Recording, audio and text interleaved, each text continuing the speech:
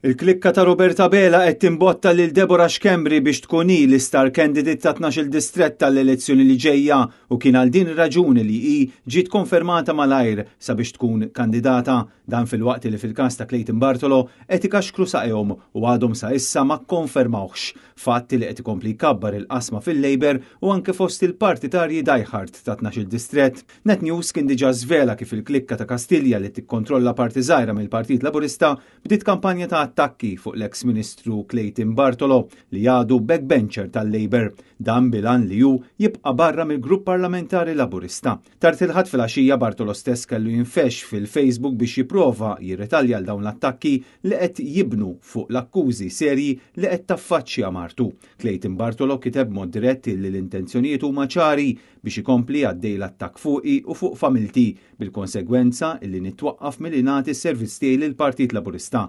Ma nistax ngħin lill-partit kemm nixtieq għal Clayton Bartolo u minkejja illi Bartolo ripetutament qed jgħid li lest iservi minn ġewwa xorta ma jridux. Tant li issa qed jistenna li jaslu d-dikjarazzjonijiet neċessarji mill-aktar fis sabiex jidħol lura fil-Grupp Parlamentari Laburista u jikkontesta l-elezzjoni ġenerali li jmiss xi ħaġa li sa issa minn Kastilja qed jirreżistuha.